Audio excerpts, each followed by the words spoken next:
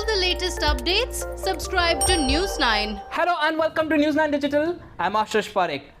Airtel and Jio have already provided their customers with the option of using an eSIM, but now even Vodafone Idea has put forward this facility for the users across India, especially postpaid users. So this means that Vodafone Idea customers can now use their SIM card remotely without having to physically use a chip that we usually call a SIM card. So the smartphones that will be compatible with this new facility that Vodafone Idea have put forward, this eSIM facility, will be iPhone 11, iPhone 11 Pro, iPhone 11 Pro Max, iPhone 11 XE, iPhone 11 XS, iPhone 11 XS Max, and apart from this, even Galaxy Flip Z and Galaxy Fold will be getting this particular feature very soon.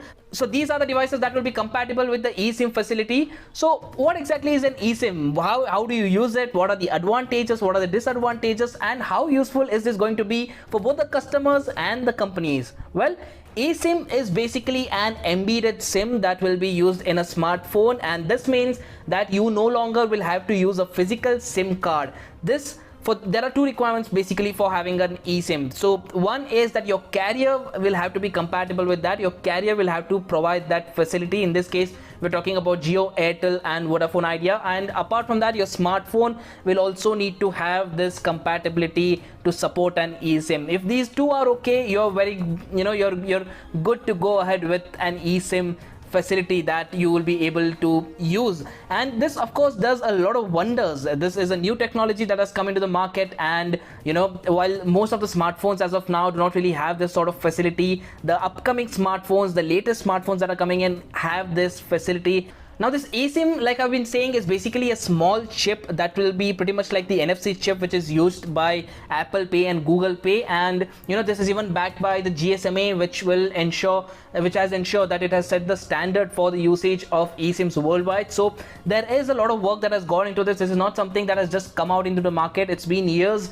that this eSIM has been put forward, and now slowly you see a lot of smartphones actually having this facility being compatible, and even the telecom operators who are putting forward this certain facility for the users. So what are the advantages of eSIM? Why would one actually shift from a regular SIM card to an eSIM? Well, let's talk about the general, one of the biggest advantages that this will offer. Now, the real estate on a smartphone is extremely expensive. Ask any smartphone manufacturer or even a user. The SIM card tray is something that a lot of people have wondered if we can do away with all of that, but then there has been no alternative which has stalled this entire idea from moving forward. But now with eSIM facility coming in, that would mean that the SIM card slot that you have, the tray that you have, there will be no requirement of that, and that would mean that it will save a lot of space on your smartphone, which will enable smartphone manufacturers to try something new or make the device smaller, or just make sure that they use this extra space for something else. And as far as telecom operators are concerned, this would obviously save them from manufacturing a lot of physical SIM cards, which actually make up a chunk of their expenditure. And that would mean that just the integrated chip that your device will have, the small basic chip which is the eSIM that your device will have, they'll just have to connect with that, and that would serve as your SIM card, and there would be no need to manufacture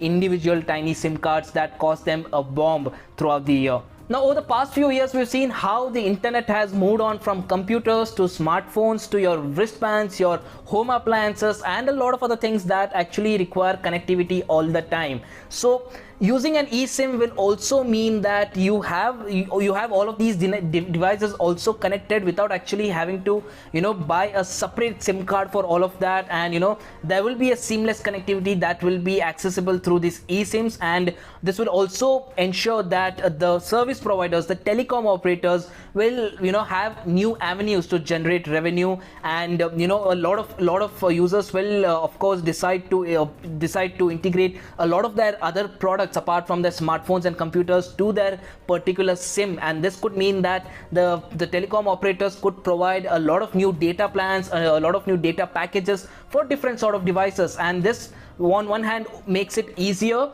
for the users to make sure that there is a device binding. You do not really have to use a separate SIM card for every single device that requires an internet or a mobile connection or a network connection on. If you think of it, Now, while most of the smartphones are not really compatible with eSIM, so this is not really something that is out there for the mass market right now.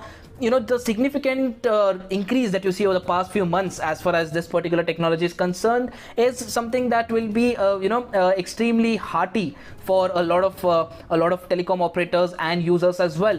Just imagine, when you look at the overall perspective, just a few years back this was just a fancy idea. The idea of someone having an eSIM without actually requiring a SIM card was just a fancy idea, but now, you know, it has become a reality. And with all of the push that telecom operators and even smartphone manufacturers are providing, because of course even they have a lot of advantage, they'll be saving a lot of real estate on their smartphones as well with this particular technology. With this sort of a push, and with even the users as well, a lot of fuss will be cut out for them, and that has also encouraged users to actually accept this technology. So it is very safe to say that this technology will be making it to most of the smartphones in the time to come, and is something that is to watch out for. So what do you guys think? Are you guys looking forward to an eSIM, or do you guys think this will only complicate things further, and are you happy with your physical SIM cards? Do let us know what you think in the comment section below, and also do not forget to like, share and subscribe to News9.